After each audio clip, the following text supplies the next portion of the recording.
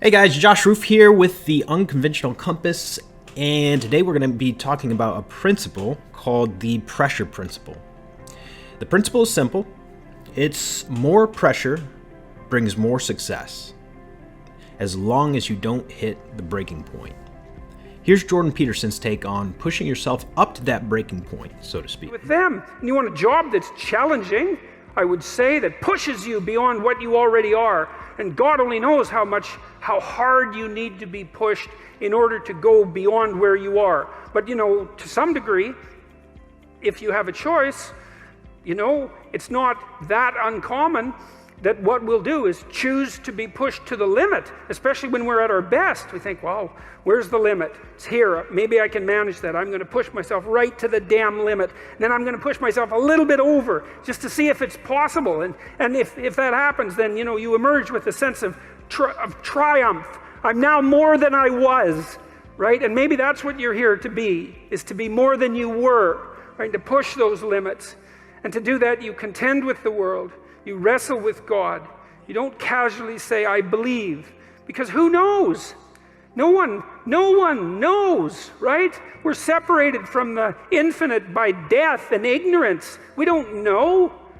We contend, we wrestle, and in that maybe we find our destiny. At least we find our purpose. We find something that justifies us to some degree.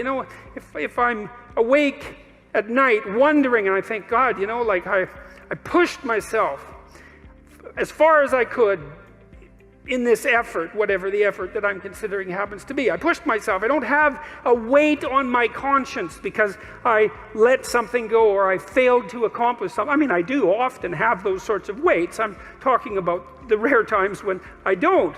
It's like, well, there's something that's where there's some atonement and some peace as far as I'm concerned. In this series, we'll dig into the pressure principle and observe the patterns and examples of pressure creating success and strength in the realms of the physical, psychological, and relational. And we'll also delve into how you can best use pressure to grow stronger in every area of your life and make progress on your path to self-actualization. And one other thing that's helpful to understand, there are patterns of meaning at every level of reality that point us to higher truths, patterns that exist at every level of reality as we know it. This can be incredibly helpful in understanding life and the world we live in. Jordan Peterson explains it in part here. I already told you that there are different ways of conceptualizing real, and that my initial hypothesis, presumption, axiom, you might say, is that pain is the most real, and the reason I believe that is because that's how people act. Now, you can criticize that. You can certainly come up with an alternate conceptual framework, which the scientists have, because they believe that the most real thing is matter. Maybe we need more than one set of tools to operate in the world. It's possible. So the most fundamental reality is chaos. And chaos is what you don't understand at all. You can't even conceptualize it. You come into contact with it in bits and pieces. When the towers fell, when the Twin Towers fell, chaos reigned for a few days. Everyone was shell-shocked. And that was chaos. And chaos is what you experience when your story falls apart. And that's a descent to the underworld. That's chaos. And basically you live in order and chaos. And order is where, when you do what you think you should do, what you want to have happen, happens. That's order. That's explored territory. And chaos is when you do what you're supposed to do to get what you want, and it doesn't happen. And then that place that you're magically in when that happens, that's chaos. And it has different depths. You could say it reaches all the way to hell, and that usually happens when your life falls apart very badly, and you're down in that chaos, and you realize that it was your fault, and that you did something wrong, and that you knew it and you ignored it. That's the worst form of chaos. So there's chaos itself, and then the next thing is fairly straightforward. You could think there's the individual exists in culture, and culture is embedded in nature. Pretty straightforward. Nature is Mother Nature for reasons we'll get into, and culture is Father Culture. One of the most helpful examples, like Peterson just covered, is the concept of order and chaos. Yin and yang, heaven and earth, or the underworld beneath. That which is above and that which is below. But what does this have to do with pressure? We can understand the environment of pressure, or at very least within this framework, as chaos, the potential for change, the unknown. When you exert severe amounts of pressure on, say, your biceps as you curl free weights at the gym, you're introducing your body, and especially your arms, to chaos, the potential of change, the unknown. You don't know for sure whether you'll successfully break down your muscles and build them back up, or tear a muscle, or snap a tendon. It happens to people at the gym all the time, even the experts. But it's a risk we're willing to take, because that chaos, that pressure, creates strength over time. Specifically when you properly balance the order of your routine and your exercises, your form, etc., with the chaos of that change, that unknown outcome. Too much chaos with too little order equals torn muscles, snapped tendon. Order properly balanced with chaos equals gains.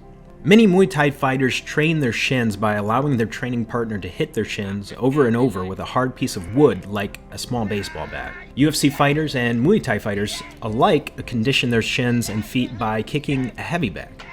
Stephen Wonderboy Thompson, if you've heard of him, UFC fighter, kicks a thick wooden makiwara padded with tires to toughen his skin. Champions like Buakaw demonstrate the effectiveness of their training by literally chopping down banana trees with their shins, kicking the tree over and over again until the tree breaks and falls over. A closer look reveals a substantially increased bone density in these fighters' shins because of how much pressure, and pain by the way, they put on their shins. Remember how we talked about patterns of meaning expressed at multiple levels of reality? In the same way that a world-class violinist goes through the severe mental pressure of intense practice sessions, training for over 28 hours per week, which is much more than the average, by the way, or an elite professional athlete like Kobe Bryant, for example, or Michael Jordan, would put themselves through many more hours of elite practice than the rest. Diamonds are only formed through enormous amounts of pressure and heat. And gold is formed by something called the R process, from the immense pressure in the collision of neutron stars, or in supernova nucleosynthesis, a process caused by the massive pressure built up and released in supernova explosions. This is a pattern at the cosmic level that reveals this universal principle of pressure. These are all just physical examples of the principle. We'll get to the mental and emotional soon, but the point here is simple. Pressure breeds success. Pressure and resistance result in stronger bones and muscles and endurance at the level of the individual, and precious jewels at the earthly level, and gold at the cosmic level. This pressure is 100% necessary and needed for growth. Here's a quick clip on that from one of my favorite digital mentors, Patrick Bet-David. When you have pressure, there's going to be times that you need to make a decision that you have too much pressure on yourself. Anytime you need to make a decision that's a tough decision, ask yourself this question. What is the worst case scenario? What could happen that is going to be the worst case? I'm talking worst case. And then write it down. This is the worst case. Are you okay with that? Yes. Then do it. I'm not okay with that. Then don't do it. Then create a different alternative for yourself, because that's creating pressure for you. And last but not least, here's what it is. There's a big difference between stress and tension. Stress, you have zero control over. Tension is expected in any environment that you're a part of that's competitive, that's growing, that's fast, that's urgent, that you got big lofty goals, that you're trying to do something that's never been done before. You cannot expect to do anything big without having tension. Tension is never going away, just so you know that. There is no pill, there's no book, there's no video, there's not audiobook you're gonna listen to that's gonna get rid of tension. But the moment you realize that tension is expected and you anticipate tension, you are never surprised when tension shows up. But the pressure principle doesn't stop at the stars in the heavens, but continues into an even higher level, in a sense, into the more abstract realm of the mind. The pressure principle applies to your psychology, and your emotions. The right type and amount of pressure creates, over time, an unbending willpower and work ethic, the mindset of a champion, relentless discipline, a bulletproof psyche able to endure virtually anything life throws at it, deeply rooted, unbreakable relationships, and a lot more. And that's one of the most helpful things to constantly remind yourself of. This takes time, and a lot of it. Like Rome, your mind can't be built in a day. Individuation, self-actualization, it's a lifelong process. For the individual, stress and the pain it causes, as long as it doesn't break you, is the precise recipe for mental toughness, resilience, and much more. Let's talk about the relationship side for a moment. People who go through harsh times together tend to have a very strong bond. Take, for example, soldiers in the military, especially those who have been through combat together. The strongest friendships I've ever had were Marines in my platoon who went through everything I did alongside me. At a less intense but still significant level, look at the bonds formed between football players and other sports teams. They experience tremendous amounts of pressure, and if the pressure doesn't break their relationships with each other, it makes them stronger. So of course that doesn't mean we should run around banging our heads against brick walls and screaming obscenities at our neighbors to create the pressure necessary to produce strength. Too much chaos is bad. Put simply, it breaks things. Which brings us to an obvious but important point. You have to be able to push up to the breaking point, but not past it. Elite athletes do this all the time, at the gym or on the field. We can do this at work, pushing ourselves to get more done, or to understand difficult concepts, or learn a new skill, so on and so forth. We have to pepper our lives with just the right amount of chaos, and for the right amount of time, and rinse and repeat for an extended period of time. That's how we grow. Let's talk about pressure from an alchemist viewpoint.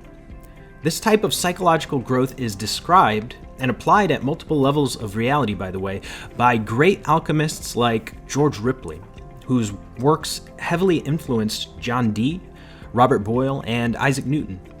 He created the 12 gates or stages of the great work, also known as the magnum opus, also known as individuation. He calls the 9th step in the fermentation process the union of the rational and irrational forces in a person. The joining of order and chaos, essentially, the union of the opposites. When yeast is introduced to bread or grape juice, it causes fermentation and converts sugar into alcohol. This causes the bread to rise and have the right flavor. It makes it complete. And of course, it creates the alcohol in grape juice, transmuting it, so to speak, into wine. Producing fermented beverages is tricky, though. If the mixture doesn't stand long enough, the product contains no alcohol. But if it's left for too long, the mixture rots and is undrinkable. This is, of course, another pattern of meaning. Time is key in any form of growth or progress. Chaos, pressure, exerted or allowed for too long is not good. But, of course, too little pressure, or even the right amount of pressure for too short of a period of time, yields little to no results. Which brings us to the final piece in the puzzle, the breaking point. How do you push up to the breaking point but not past it? It's one thing we don't typically do very well, that is, push ourselves close to the breaking point but not past it. Our minds and bodies are much stronger than we usually give them credit for. So do yourself a favor. Push yourself a little harder, say every day for a week or two, and observe the results. Test your limits. See if you can even find that limit. It's not easy at all. In fact, it can feel nearly impossible to push up to the tipping point but not over. Whether you're trying to increase your work ethic, make more muscle gains, expand your business faster, or whatever. Whatever it is, that subtle point of no return, the boiling point or the breaking point, whatever you want to call it, it's hard to detect. But there's one solution worth mentioning, even though it's far from ideal, and that is fine-tune your intuition. Pay attention to those times you feel interest or passion or get into the flow state. And also when your mind gets bored, which means you have too little chaos in your life, or when it's too terrified to move forward, which means you have too much chaos. Here's what Jordan Peterson says about that. Your brain can tell you when you're optimally situated between chaos and order. And the way it tells you that is by producing the sense of engagement and meaning. So let's say there's a place in the environment you should be. Okay, what should that place be? Well, you don't want to be terrified out of your skull, like what good is that? And you don't want to be so comfortable that you might as well sleep. You want to be somewhere where, you're kind of on firm ground here, but over here, you're kind of testing out new territory. And some of you who are exploratory and emotionally stable, you're going to go pretty far out into the unexplored territory without destabilizing yourself. And other people are going to just put a toe in the chaos. And, that's neuroticism, basically. That's your sensitivity to threat. That's calibrated differently in different people. And some people are more exploratory than others. That's kind of extroversion and openness working together, and intelligence. So some people are going to tolerate a larger admixture of chaos in their order. Those are liberals, by the way. And I mean that technically. Liberals are more interested in novel chaos, and conservatives are more interested in the stabilization of the structures that already exist. And who's right? Well, it depends on the situation, and that's why conservatives and liberals have to talk to each other, because one of them isn't right and the other wrong. Sometimes the conservatives are right and sometimes the liberals are right, because the environment's going like this. You can't predict the damn thing, so that's why you have to communicate, and that's what a democracy does. It allows people of different temperamental types to communicate and to calibrate their damn societies. So anyways, so let's say you're optimally balanced between chaos and order. So what does that mean? Well, you're stable enough, but you're interested, right? Because a little novelty heightens your anxiety. That wakes you up a bit. That's the adventure part of it. But it also focuses the part of your brain that does exploratory activity. And that's actually associated with pleasure. That's the dopamine circuit. And so if you're optimally balanced, and you're there when you're listening to an interesting conversation or you're engaged in one. It's a real conversation. You're saying some things and the other person is saying some things they know, but both of what you know is changing. It's like, wow, that's so interesting. You'll have a conversation like that forever. Or maybe you're reading a book like that. Or you're listening to a piece of music that models that.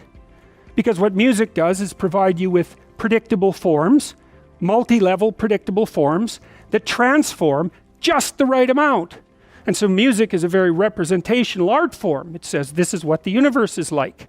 There's a dancing element to it, repetitive, and then cute little variations that sort of surprise and delight you, and you think, wow, that's so cool. And it doesn't matter how nihilistic you are, music still infuses you with a sense of meaning, and that's because it models meaning. That's what it does. That's why we love it. If you're pushing yourself into the most difficult situations to achieve maximum growth, and you're nearing the limit, your mind and body will tell you in a variety of ways. Of course, they'll both scream bloody murder well before that point, and you have to push past that a good bit. But here's the thing. On the psychological side of things especially, if you're not near that breaking point, your mind is designed to help shut you down before you're badly damaged. For example, when people work too much, they usually know it because they end up so exhausted they can't work at all. Sometimes they get depressed, like can't get up out of bed depressed. Sometimes they get burnt out so badly they can't think straight. If one or more of those things happens to you, well, it's probably a good time to stop. Give yourself a rest, then get back at it armed with the new knowledge of where that breaking point is. And the last thing is, your breaking point can be increased, or at very least your perceived breaking point. In the same way that eating healthy, getting all the protein, vitamins, and calcium your body needs can make your bones and muscles grow stronger, those same things can strengthen your brain and your mind. Eating and drinking right, sleeping well and enough, working out properly, meditating and self-talking, whatever you want to call it, spending the right amount of time with family and friends, and alone for that matter, and having fun, play, it's much more important than most people realize.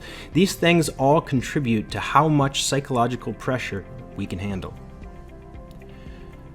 So when you get all of those puzzle pieces in order, The outcome should be a higher breaking point, which means you can push harder and higher and ultimately achieve more, especially in the area of self-actualization. And here's the last thing on the subject. Nietzsche said, "We become aware, however, that all customs, even the hardest, grow pleasanter and milder with time, and that the severest way of life may become a habit and therefore a pleasure." So I'll leave you with that little spark of hope as you pursue the highest peak of excellence. According to Nietzsche, one of the smartest human beings to ever live probably, if you make a severe way of life into a habit, it will become a pleasure.